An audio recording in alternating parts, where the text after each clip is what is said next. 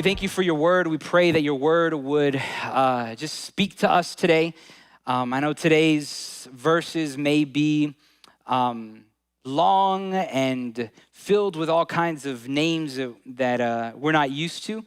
But I pray that you would illuminate our hearts, illuminate our minds, Lord, so that we might understand what your word says. We might be able to draw from it some truths, some theological truths, and ultimately that it would impact the way that we live our lives. So we love you. We give you the honor. We give you the glory. In Jesus' wonderful name, amen and amen. Some of you may know, some of you may not know this, but we as a church, we're affiliated with a denomination that's called Texas Baptist. It used to be called BGCT, or the Baptist General Convention of Texas. They kind of rebranded. It's now called Texas Baptist.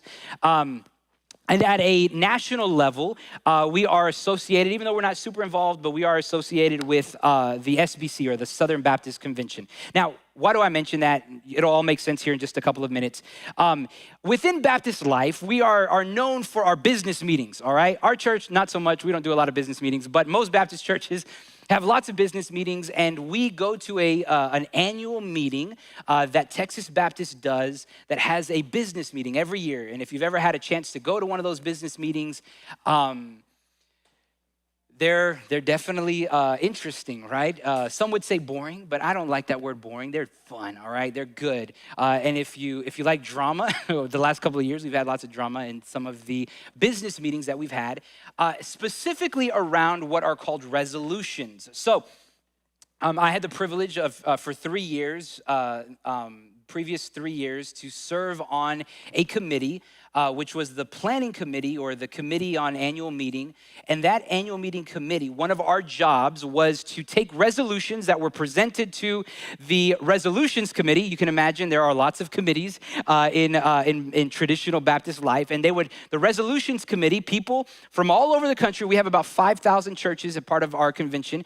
They would submit a resolution, and that resolution would be submitted to the resolutions committee. That resolutions committee would submit it to us. We would hear the resolutions, and then what we would do is we would approve certain resolutions, say, yes, we will bring those before the floor. A couple of thousand people from churches all over the country, or for all over the state, will bring them before the floor, and they will be voted on, and those resolutions will be marked. Now, resolutions typically are, the idea of resolutions is to say, hey, we are making a declaration, we are making a statement about a particular thing.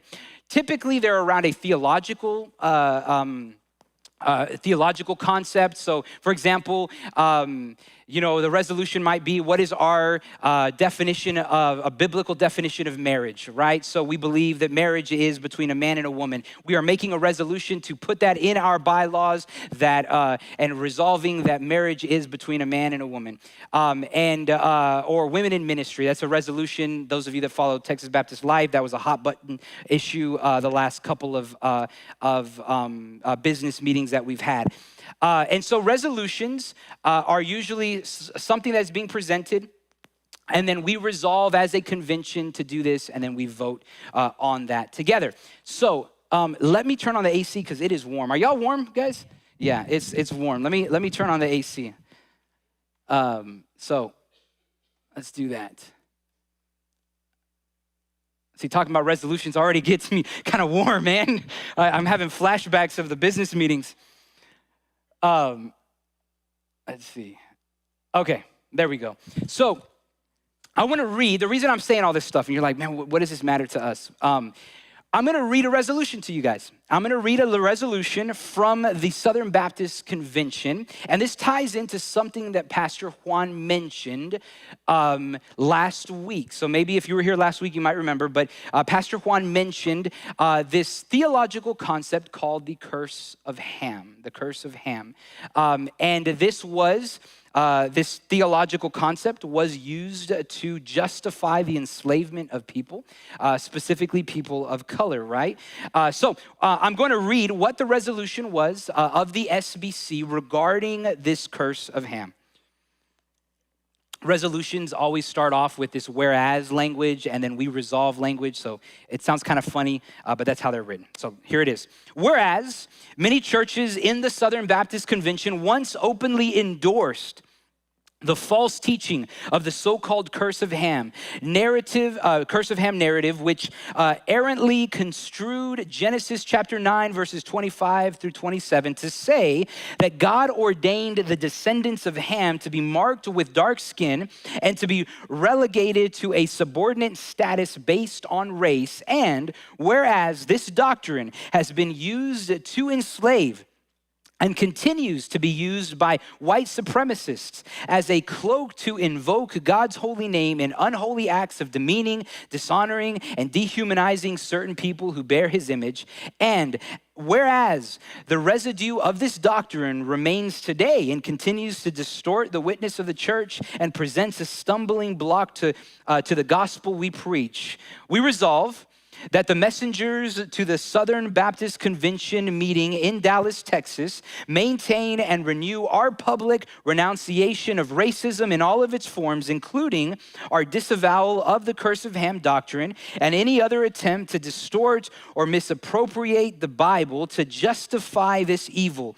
And be it further resolved that we not be satisfied in our hearts with embracing any doctrinal belief that contradicts human dignity expressed in the creation account, and beg the Almighty to purge all remaining dross of this false teaching from our hearts to the glory of God. And be it further resolved that we remain vigilant to bring about the healing and restoration of individuals affected by this sort of doctrine, not allowing any future version of this wicked teaching to creep into our hearts or our pulpits, as seen in Matthew chapter 7, verse 15, and 2 Peter chapter 2, verse 1. So that was a resolution. I think a great resolution that was made by the Southern Baptist Convention. Now, I want you guys to take a guess. What year was that resolution passed, do you think? Now, give me some ideas. What year do you think that resolution was given? 2022, okay. Not that close to us, not that recent. Give me another one more. And not that far back. It actually was in 2018. 2018 is when that resolution passed. I want you guys to think about that. That resolution just passed in 2018. In 1995, there was a resolution that passed to disavow racism and basically to ask forgiveness for the SBC stance on slavery. For those of you that are kind of knowledgeable on Baptist sort of history, the Southern Baptist Convention was actually started because of a division that happened between the Northern Baptists and the Southern Baptists. And the Southern Baptists wanted slavery and the Northern Baptists didn't. And so there was a split in those two conventions. And so in 1995, I mean, that's fairly recent if you think about it, right? That's within my lifetime. The Southern Baptist Convention finally apologized for their stance on that. And so they were wrong. And then in 2018 is when this resolution happened. Why do I mention this? Now, why is that important to what we're talking about here today? Here's the deal. It highlights the importance of biblical literacy. It highlights the importance for us to know how to interpret the Bible, how to know what the Bible says. Because if we are not literate in the Bible, if we do not know how to interpret the Bible, then you know what happens? We get deceived. We get things like the curse of Ham. We get these false doctrines that come into the church and people that aren't biblically literate, that do not know how to study the Bible. And it affects not only the people around us, but it affects our testimony towards those people. And so we need to understand that it's important for us to know how to study the Bible. It's important for us to not be deceived by false doctrines, and we can only do that when we actually learn how to study the Bible. And so we're going to look at a genealogy. So chapter 9 presented us with kind of the story of Noah and this curse on the descendants of Ham. And now we're going to talk about some of those descendants and look at this genealogy. What we want to understand about this is that in this genealogy, what we are seeing really is we are seeing the expanse of the nations. Jerry, I think my thing fell asleep, so it should be up again now. Yeah, there we go. So we're going to be looking at the expanse of these different nations. Kind of a key thing here. We are not looking at racial expansion. This story is not about the races and how the races expanded. This actually needs to be looked at, the scriptures that we're going to read need to be looked at from a political kind of framework. This is how the nations, this is how the political nations grew as they began to expand. And so that's just something to kind of keep in mind. Now we're going to read these passages again. Might seem a little boring. Hang in there with me. We're going to get through it, and then I'm going to explain some of it, all right? So here it goes. Genesis chapter 10, verse 1. We'll start there. These are the generations of the sons of Noah, Shem, Ham, and Japheth. Sons were born to them after the flood. Japheth, Gomer, Magog. Hold up. Sorry. Let me do this real quick. I'm going to put this up for you guys. I just remembered. So I'm going to read this, and as I go through the generations, for those of you who are like me that are more visual learners, you could just look at this and kind of see the generations and the genealogy rather than just read a whole bunch of names. So I just want to put that up there for those that are interested. The sons of Japheth is Gomer, Magog, Madai, Javan, Tubal, Meshech, and Tiras. The sons of Gomer, Ashkenaz, Riphath, and Togarmah. The sons of Javan, Elishash, Tarshish, Kittim, and Dodanim. From these, the coastland people spread to all their lands, each with his own language, their own clans in their nations. Now, the sons of Ham. Here's Ham's descendants. You can see there's a lot more here. So, the sons of Ham, we've got Cush, Egypt, Put, and Canaan. The sons of Cush were Seba, Havilah, Sebtah, Ramah, and Sabteka. The sons of Ramah, Sheba, and Dedan.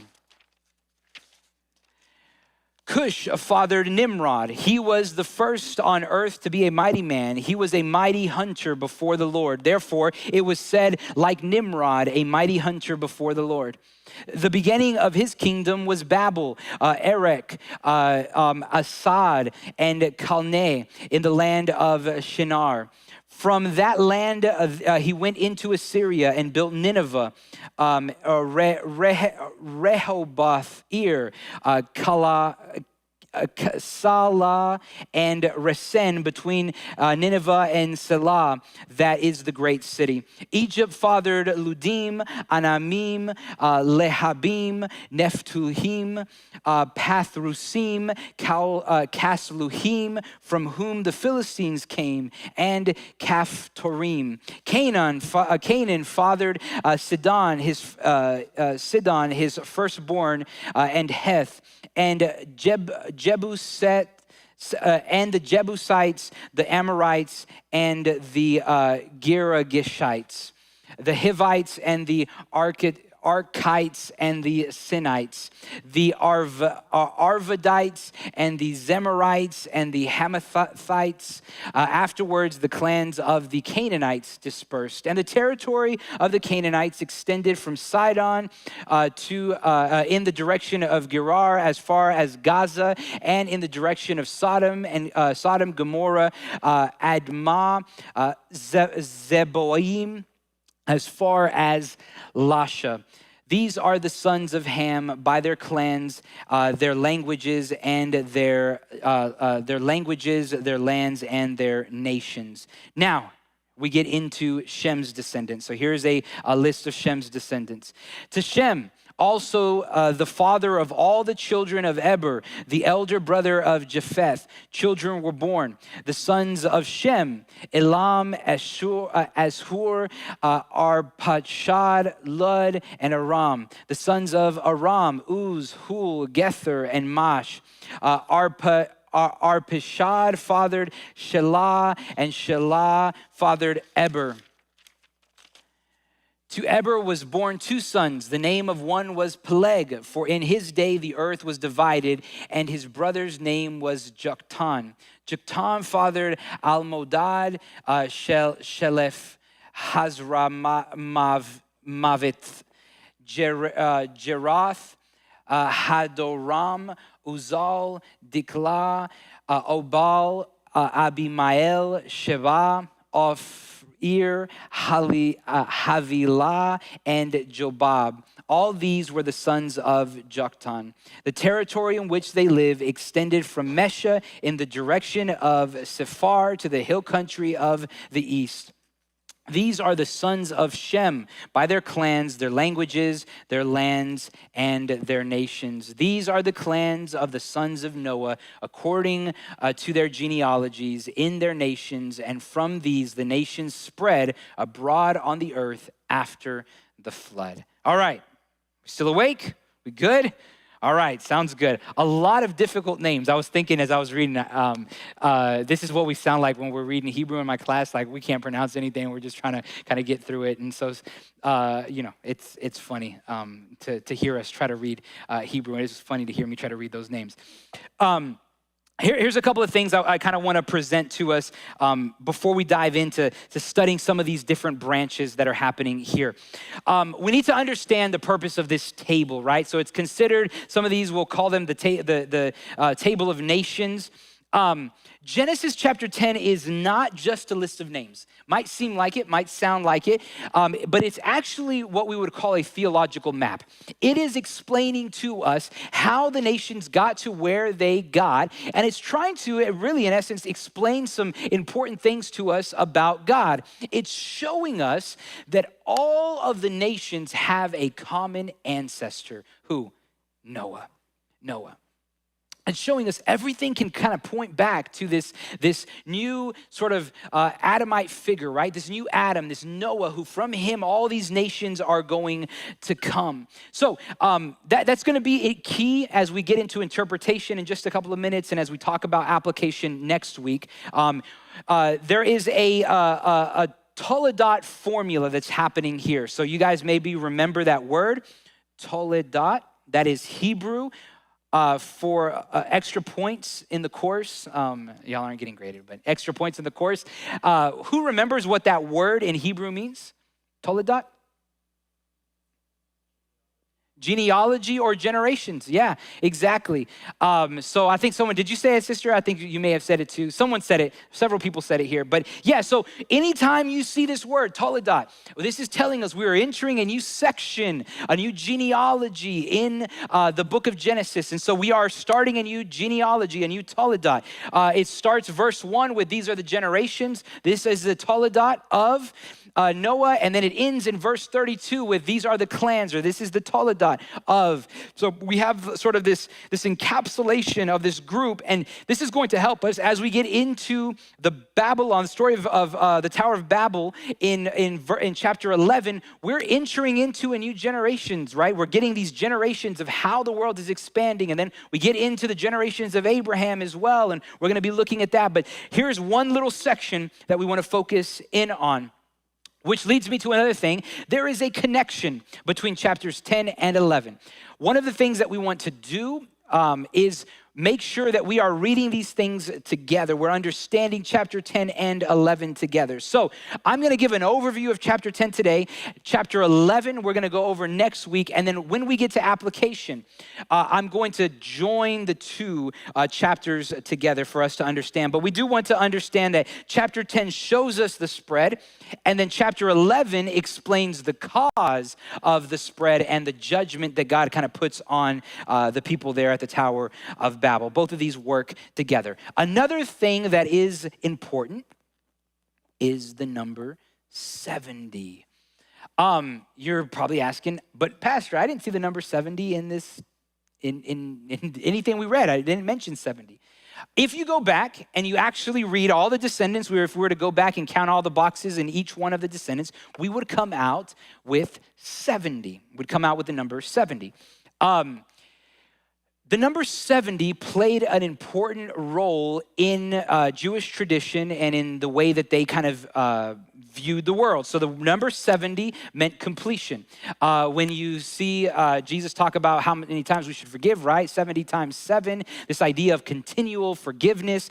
If we go back to Genesis chapter 46, verse 27, we see that Jacob's descendants were 70. We see in Exodus, I think it's chapter 24, verse 9, there were 70 elders for the people there of Israel in Exodus. So the number 70 always kind of represented this idea of completion. Now, why is that important in this particular text? If you contrast the generations of Noah in Genesis chapter 10 with the generations of Noah in 1 Chronicles, you are going to see some differences, okay? What is happening here, and most scholars would agree that there are certain people or maybe generations or groups that are left out of this genealogy in order for the number 70 to be made complete. Again, and this goes into a bunch of details and on how to interpret genealogies, but you will see a pattern of this happen in genealogies in the scripture. Some genealogies have certain names, others are missing names, and people, especially as 21st century believers that like kind of data, facts, science, right? The framework that we look at the world through a lot of times is there must be mistakes here because there's things that are missing inside of genealogies. For the ancient audience, genealogies represented more than trying to give an exhaustive list of everything as it was, it represented an idea and some sort of theological principle that was trying to be communicated. So in here, what we are getting by having the number 70 presented in all of the nations was this idea of completeness. That all of the nations, every single one of them come from one ancestor. All of the nations, and we're gonna get to this in just a minute at the very end when we talk about some of the theological principles, but all of the nations are under the control of God. So the number 70 is telling us completeness, and it's telling us everything. All of the nations, every single one of them is under the control, the reign, and the rule of God. In fact, they all can point back to Noah. So these are some of the things that we need to have in mind as we look at these genealogies. This is kind of big picture what genealogies are about and why they're important. The other thing that's important when we talk about this particular genealogy is the fact that it is trying to explain to the people of Israel how the nations came about. Here's another one, right? We should already have this one drilled down and know this information, okay? Who wrote the book of Genesis? Moses. There we go. Ding, ding, ding, ding. Who was it written to? The Israelites. There we go, sister. You got it. To the Israelites. And where were the Israelites when they were receiving this message? In the desert. And they were on their way to where? To the promised land. They had left Egypt and were on their way to the promised land. Man, A+ for you, sister, okay? A+. So here's the deal. When we have that in mind, we understand that as they are reading this Toledot, these generations of Noah, they're in their mind saying, I know the Canaanites. I know these people. I know Egypt. I know all these nations. And it is giving them an explanation of how the nations came about, okay? So just keep that in mind, that this is meant for them to know sort of the history. How did these people come about?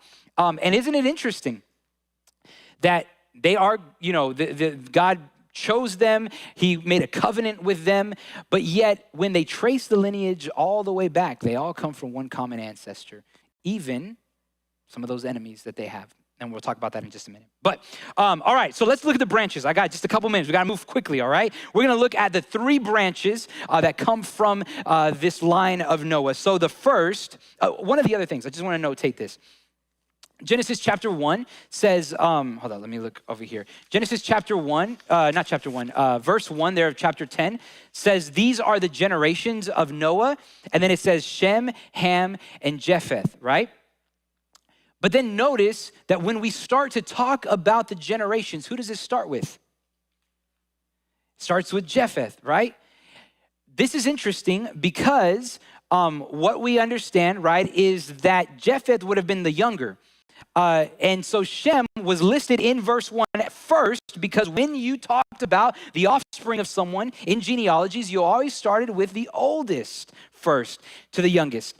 But yet what we see here is we're starting with the youngest and moving to the oldest as we get to these generations. It's just a little important detail, and it really talks to the author's intent of letting us understand where the emphasis is at. And the emphasis is actually going to be on Shem. So we start with Japheth.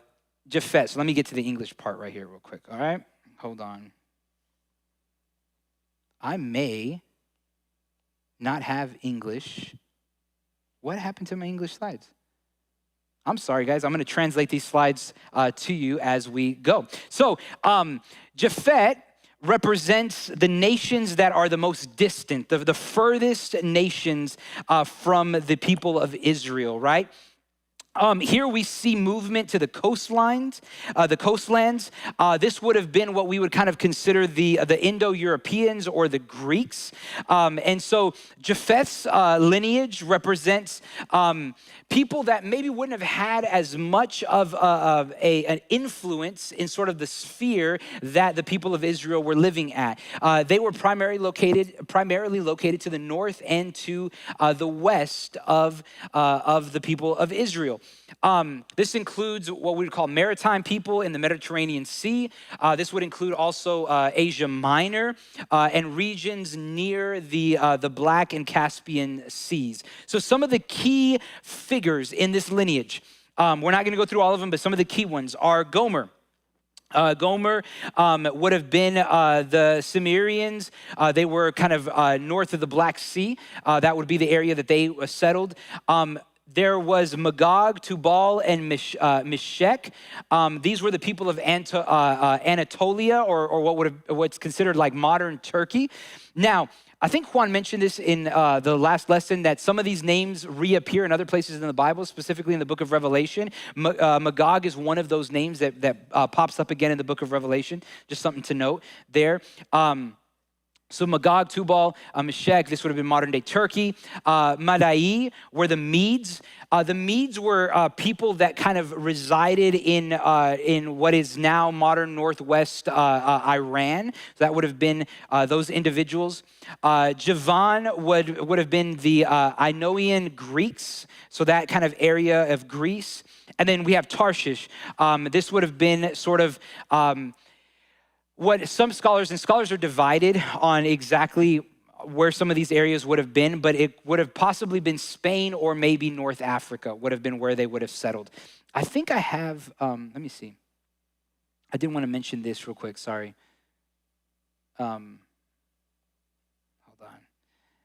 I'll just show you guys this. If you're interested, some of you might be, but if you're interested in a little bit more information on like going into detail of what scholars have said about these different places, the World Biblical Commentary is a really good one, and the New American Commentary. They've got like 50 or 60 pages just on this genealogy. You could read and nerd out on all that good stuff. This is a super condensed version of what they've got on there, and scholars disagree on where some of these areas are. I'm giving you sort of major consensuses of where some of these areas are. So just kind of something to know if you guys are interested in that.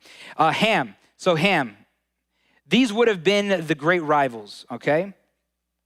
The great rivals. These were the people that lived closer to the Israelites. And they actually would have lived in the land of Canaan, right? The land that they were going to, the promised land that they were going to be taking over. So this branch is a lot bigger. The list that we have is a lot bigger than the previous list. And the reason for that is because these individuals played a really significant and oftentimes sort of an adversarial role in the story of the people of Israel. And so this area that these people, the descendants of Ham cover, southwestern Asia, northeastern Africa, specifically an area called Cush would have been Nubia and Arabia, Mizraim, which would have been Egypt, Put, which would have been Libya, and Canaan. And so there's a notable figure here. His name's Nimrod. One of the things I've mentioned to you before is anytime you see genealogies, there's a pattern that's happening. And when that pattern is broken with just sort of a little note, a footnote, a change in the pattern, we need to pay attention to that. And there was a change here when we're presented with Nimrod. Nimrod is described as a mighty warrior, is how some translations put it, right? He would have been kind of the founder of some of these really big and important Mesopotamian urban cities. Some of those would have been Babylon and Nineveh. We hear about those over and over again in the Bible, right? Babylon and Assyria. Nineveh is part of Assyria. These would have been nations and political groups that are going to play a significant role because they're going to actually conquer the people of Israel and put them into exile. So we're getting some information, some background about these people, right? In there, we're told about the Philistines. They can be traced to the Chalcuhites and the Caphtorim. This would have been this group that also is in conflict with the people of Israel, the Philistines. And then we have the Canaanite clans. This is found in verses 15 to 19. These are 11 groups that are listed. The Hittites, the Jebusites, the Amorites, the Hivites, all of the ites, right? We like to call them the ites. All of those are listed there for us. Their geography. This would have been from kind of the cities of the plain, which were known as Sodom and Gomorrah. They're in the southeast. And then you've got Sidon, that's north to Gaza and to the southwest, and then you've got the Sodom and Gomorrah that are to the east. And this whole little region, which is kind of known as that promised land, this is the region that they sort of took over and went into. Now, the next group is the line of Shem. So the line of Shem, this would be called the chosen line. So one of the things we're going to see, and we've already kind of seen it, but we're going to see it even more once we get to the story of Abraham, is that God chooses people, that God pulls out and selects these individuals to work with them. And so this line of Shem was what we would consider the chosen line. Now, a lot of things happen from here, right? So from this line is where we get Abraham, Abram, later known as Abraham, and Abraham, from him come the people of Israel. But eventually, who comes from this line of Abraham? The Messiah, Jesus, right? And so God kind of calls out these people. Now, there's 26 nations that are listed here, and they go into and occupy the Mesopotamian and the Arabian regions. Now, some of the key figures here are Elam, Ashur, Aram, and then there's this branch of kind of that comes out of there named Eber, and so then there's a break in the pattern again when it talks about Peleg, and that he's one of the descendants of Eber, and so this character Eber actually plays a very key role. Eber is considered to be sort of that word Eber, or this descendant, is where we get the word Hebrew from. Eber, Spanish, maybe it might make more sense, Hebreo. And so Eber is where we get this word Hebrew from. And so it's kind of considered the beginnings of this lineage of the Hebrew people, eventually known as the Israelite people, and then when we fast forward into the New Testament, known as the Jewish people. There's kind of three categories throughout the historical narrative.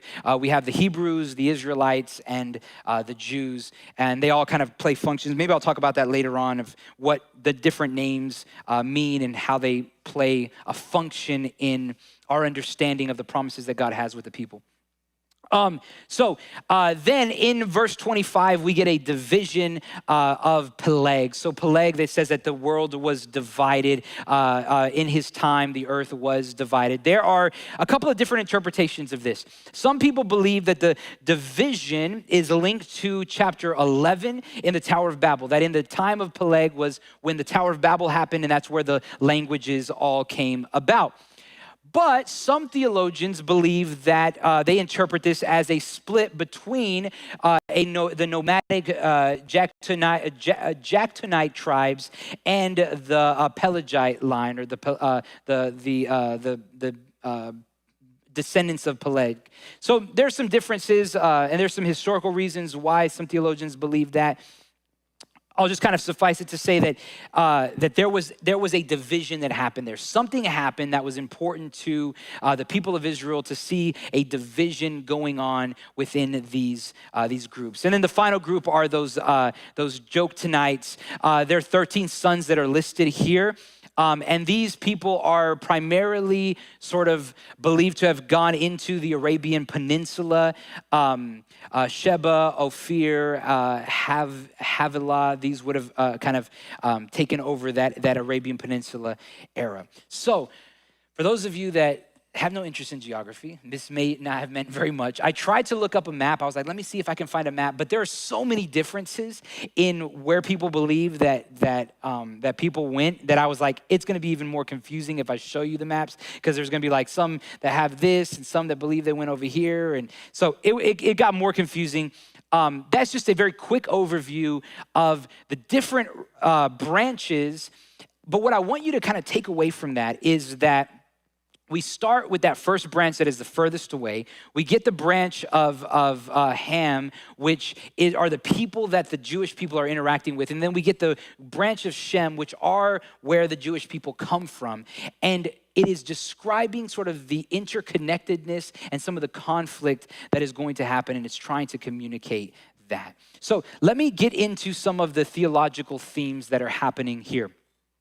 Theological themes. So what's going on in these passages? There is an idea of the unit of like this universal blessing. What do I mean by that? I mean that that God is going to bring about from this line of Shem, from Abraham's seed, he is going to bring about blessing to all of the people. That God is working and enacting his redemptive plan. This is something that we've seen over and over again in the text, that God always has his redemptive plan in place. And so there is a universal blessing that is going to happen by presenting to us all the nations of the world, right? And laying that before us. As the story progresses, we can always go back to chapter 10 to see, wow, God is using Abraham and his descendants and eventually Christ, right, to bless the world, and all the nations, are going to be blessed. And I'm going to read a passage for you as we end in just a moment. But that also leads to this: the unity of humanity. The unity of humanity. So let me write that. I can't write and talk at the same time. So all the nations, right, regardless of their eventual language or where they ended up in the world, they all have this common source. And it's this common source in Noah. What this does is this should solidify in our mind sort of this oneness of humanity, that we are all coming from this one place. And if anything, this should actually combat the very thing that this theology of the curse of Ham did, which was to divide us in such a way that we saw people as less than us. That if we all come from this common ancestor, right? We all come from Noah, then we all have this equal dignity and this equal humanity. And like we saw in Genesis, we are all made in the image and likeness of God. So this should impact in a very tangible way the way that I treat my neighbor, the way that I love other people, because I know that, hey, we all come at the end of the day from this common lineage. Now, I want to clarify this because I hear a phrase oftentimes thrown around, and it goes kind of like this. Maybe you've heard it. We're all sons of God. So one of the things I found interesting, and Brother Ruderman can correct me if I'm wrong here, but I remember when we were in Senegal, one of the things that as we interacted with Muslim people, kind of in conversation, you witnessed to administer some of them, they would sometimes, they'd listen to you and kind of at the end of the day say, hey, it's great that you believe that and you believe in those things about Jesus. Isn't it good that we're all sons of God, right?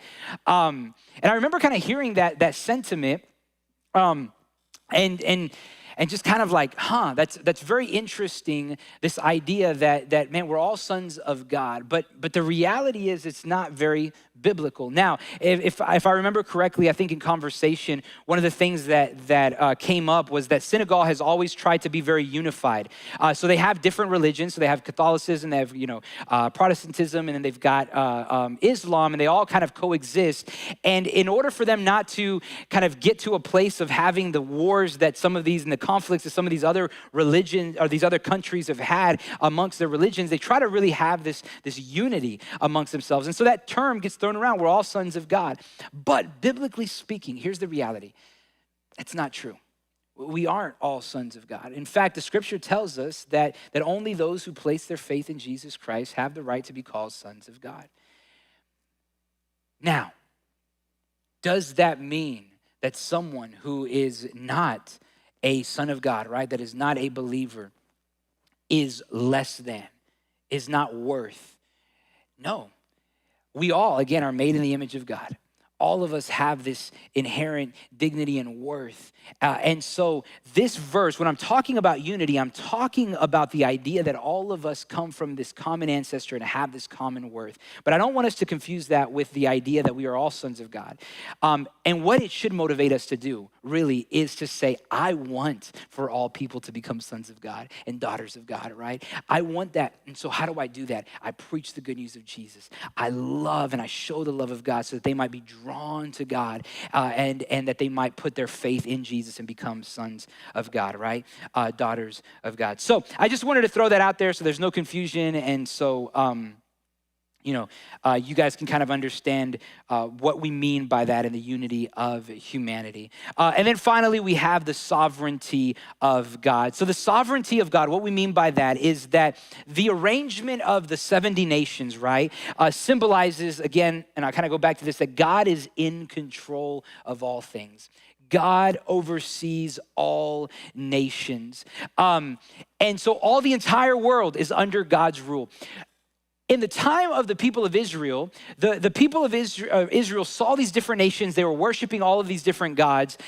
And they had no idea. They had no clue, man. They're worshiping these false gods. They had no clue that the reality is that all those false gods were not real, had no power, that there was one true God.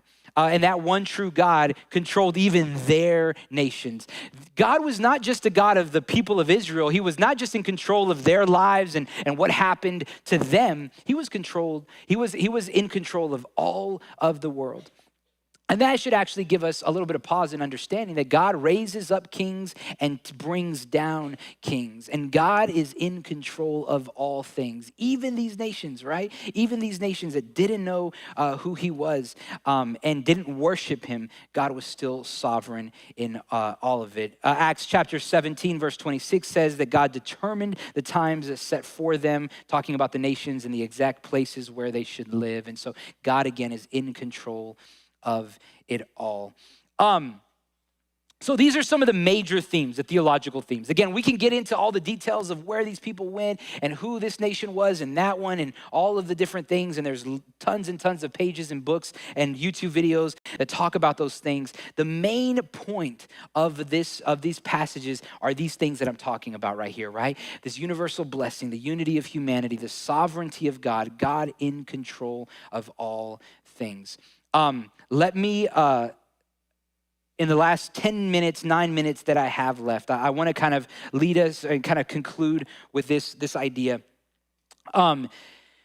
That Abraham in Genesis chapter 12 is given a promise to God. And this is the beauty of what we're going to see as we get into these next couple of chapters, is what God promises to Abraham. So let me read it for you. I've got it here in Spanish. I'm sorry. I don't know what happened to my slides there, but I'll read it to you guys in Genesis chapter 12 so that we can hear what God promises to Abraham regarding what is going to happen through his lineage. The Lord said to Abraham, leave your native country, your relatives and your father's family, and go to the land that I will show you. I will make you into a great nation. I will bless you and make you famous, and you will be a blessing to others. I will bless those who bless you and curse those who treat you with contempt. All the families on earth will be blessed through you. That last little phrase is where I want to focus, right?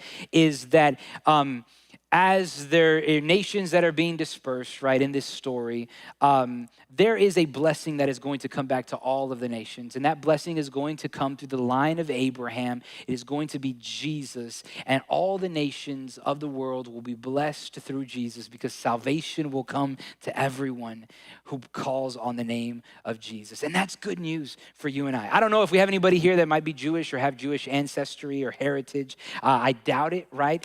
My last name is Rodriguez. I don't think I'm pretty far from Jewish. I'm a Gentile, all right? And the beauty of even this genealogy is it's pointing us towards the fact that even I, as a Gentile, am able to have salvation and be blessed through what God did in that redemptive line, right, in that arc. There's a thread that goes through that. So all of these scattered families will eventually be blessed. And then there's some really cool things that we can point to and allude to when we get to Pentecost, right? There's some, we're going to get into the Tower of Babel next week, and I'll talk a little bit more about that. But as there is division in language, Pentecost is almost like this reversal of the division, because now all of the nations are gathered and all the nations are being able to hear in one tongue, right, what is being preached. And they're being able to understand it in their language, the good news of the gospel. And we see that there in Acts chapter 2.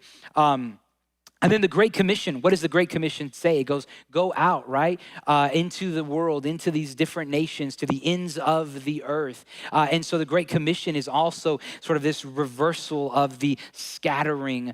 And then we see that even in the book of Revelation, there's all these nations that of every tribe, tongue, nation that are coming together. And what are they doing? They're worshiping the Lord. And so there's these little images and these glimpses of a reversal of what we're going to see in chapter 11.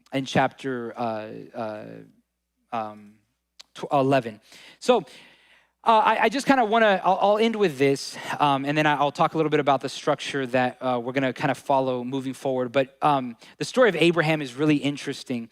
And one of the things I mentioned is that the people of Israel, they're in their lands, right? They're reading these stories of how the nations came about. They're hearing about Abraham. They're hearing all of these stories. And I'm sure they're looking at the nations and they're saying, man, these people, they don't know the one true God. They don't know that God is in control of all things, that God is the God who is really controlling all of the world. And there was a story that comes from the Talmud. So I'm gonna tell you all this story. This is not the Bible, okay? So don't get confused. I'm like, Pastor told us a story and I can't find it in the Bible. This is not the Bible. This is a Jewish tradition story, okay? But I like the story. One of my professors, my Hebrew professor, told us this story. And parts of the Talmud, what they do is they come up with these traditions, these stories to try to explain certain things that are in the Bible. And one of those is, how did Abraham come to worship God? If you look at the Bible tells us that Abraham's father, he worshiped, gods, or they had these different gods. And people during that time, right, they had these different gods. And so how did Abraham eventually, come to be known as Abraham, come to worship the one true God? And so there's this story, again, I'm telling you one more time so we don't get confused. This is not in the Bible, all right? This is a story that the Talmud, the Jewish tradition, teaches about kind of the attitude of Abram. And I think it's interesting because I think it teaches us a little bit about this idea of God being the one true God. The story is that Abram's father was actually an idol maker. And so this is the Jewish tradition, is that Abraham's father was was an idol maker, and he would make all of these different idols and sell them. And so he had a shop of idols. And one day, Abram's father goes out to go on a trip, on a journey. And so he leaves Abram in charge of the idol shop. He says, Abram, you're in charge of the idol shop while I am gone. And so the story goes that someone wanted to make a sacrifice to the idol, and Abram just kind of was like, no, you don't need to do that. So the person left. Eventually, a woman came and she brought some food. She brought some food she wanted to give to one of the idols. He was the biggest idol in the shop. And so she brings this food to kind of sacrifice, to give as an offering to this idol. And so he says, all right, go ahead and leave the food there. And so this lady leaves the food there before the idol, and then she leaves. And so Abram, he grabs the hammer. And he grabs the hammer and he goes through and he shatters all and destroys all of the other idols in the shop except for the big one, the big idol. And so his dad eventually returns. And his dad returns and says, Abram, what have you done? What have you done? I left you in charge of the shop, and now all of these other idols are broken. What happened? What did you do? And he goes, Father, you will never imagine what happened. This woman came in, and she came in with a sacrifice for this idol. And she brought the sacrifice to the biggest idol. And then the idol, he took the sacrifice, he ate the sacrifice, and then he grabbed the hammer and he destroyed all of the smaller little idols. He is the great one. And his father says, that's ridiculous. What are you talking about, Abram? This idol can't destroy all these other little idols. And Abram says, exactly. Then why do we worship them? Why do we worship these idols? So the story basically goes that even at a young age, that Abram had a sense that there was a one true God. There was a God that was in control of all things, and that all the other idols were false idols. Again, this is a story, it's tradition. Don't go find it in the Bible, it's not in there. It's a funny story, I think, that tells us the importance of understanding, as we're looking at these genealogies, that God is in control of all of it. And maybe there are moments when we feel anxious. There's moments when we turn on the news or we see different nations, we see all kinds of things, and we say, God, are you really in control? Man, what's happening here? And we can be filled with so much fear. And I want us to remember that God is in control. He's in control of it all. Nothing happens outside of what he can see. And so just remember that. Just kind of hold on to that and have some hope that God is working all things together, right? So that is my lesson for tonight. Just really quickly, one of the things that I did while I was out and about in Colombia was kind of think and chew on how we are going to continue on with this series. I did a kind of an estimate on what it would look like for the rate at which we're going. And basically, it's about 10 years. About 10 to 15 years is what I kind of ran some of my lessons through an AI and kind of had it modeled out. What does it look like in about 10 to 15 years? So as I started thinking about it and I was looking at it, kind of consulting some of the commentaries, how are they structuring out things, was able to kind of develop a plan where we will finish the Revelation in about 4 to about 5 years, okay? So I think that's a little bit more reasonable. About 4 to 5 years, we can get through the book of Genesis to Revelation. What that means that we are going to have to take large sections of the scripture and move pretty quickly. So what I'm going to do is I'm going to take us all the way to Genesis chapter 11 with sort of the format that we've been following. And then in chapters 12, basically to the end of Genesis, we're gonna really, we're just gonna be hitting some highlights, and we're gonna kind of work through general themes. So there are gonna be parts where we're gonna dive into specific verses and really look at some stuff, and then we're gonna kind of zoom out, but we're gonna try to go through those areas pretty quickly. Here's what I'm gonna challenge you guys to do, okay?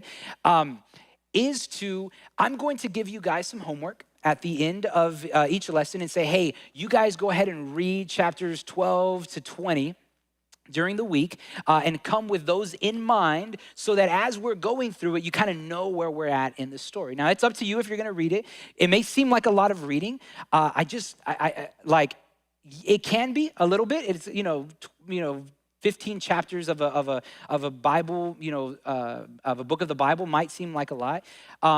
Where I would challenge you is, like, for some of our classes in seminary, we've had to read whole books of the Bible in 1 week. So, Genesis 1 week, Exodus another week, Deuteronomy another week. So I know it's possible to do it, and I know you can actually probably knock out a whole book. I'm not going to give you a whole book to read, but I will give you maybe 10 to 15 chapters to read during the week, and it's up to you if you want to do that.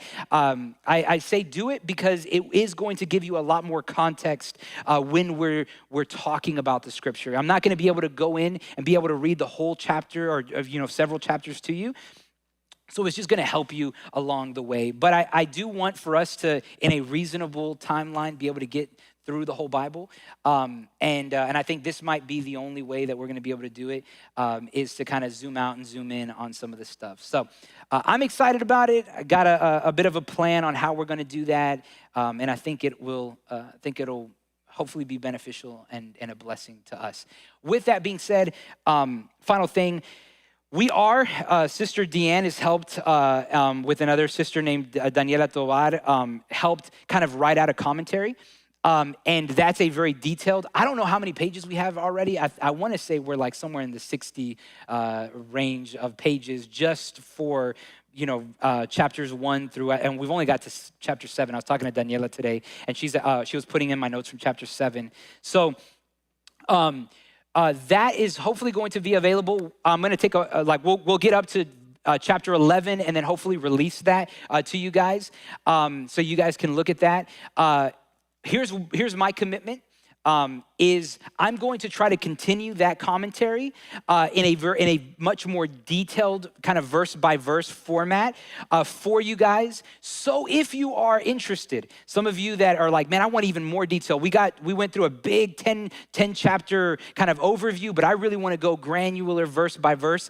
I'm going to still create the notes for that so that is available to you guys if you ever want to view that PDF and want to nerd out on some of that stuff.